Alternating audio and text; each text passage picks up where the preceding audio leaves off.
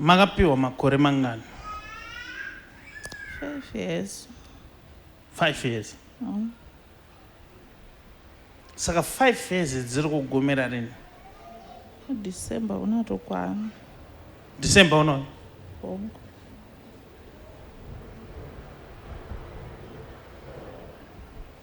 Saka kusaluni kuchiri kuya vanheri?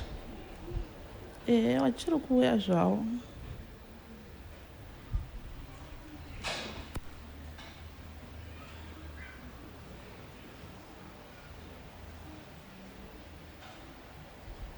Saka kana imimi maka enda kunorombera saluni mukanzi for 5 years uchaita mari, asi 5 years dzikakwana unofa, sei mauya pano? Ndatoti mundibatsirawo munhu waMwari, ndiri kutya kufa.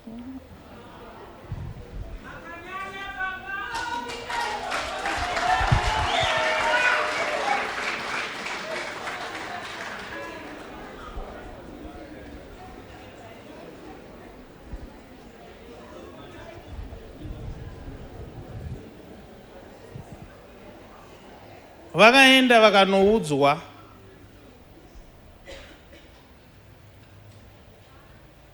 kunzi zvatakukupai izvi munodai, asi 5 years kana dzakwana you will go. Ndobva vabvumirana nevakavaudza izvozvo. 5 years dzakwana December uno vatanga kurwara.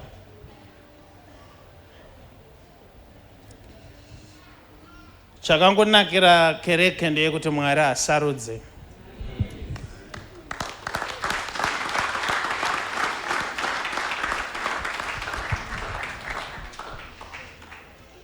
Ndoda kuti muende munotengesa zvese saloni yoyo nezvese zviri musaloni. Kana mapedza kutengesa izvozvo munopa vanotambura, mukadaro munopora uye munorarama.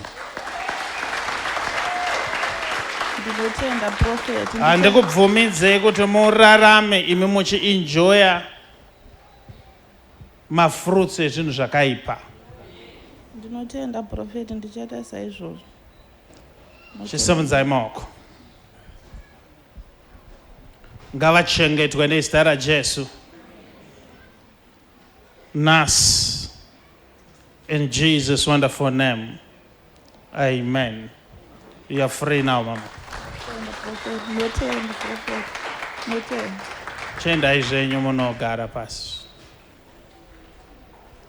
Mukatengesa zvinhu izvozvo, miraiton, simudzai maoko.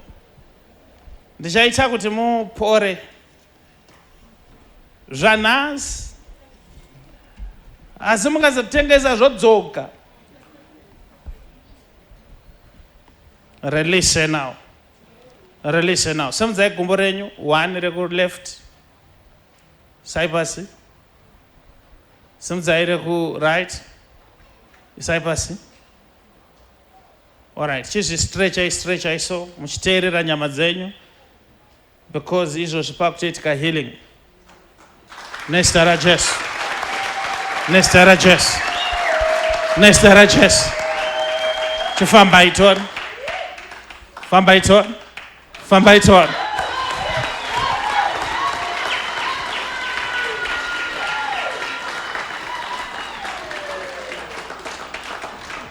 You are free now, mama.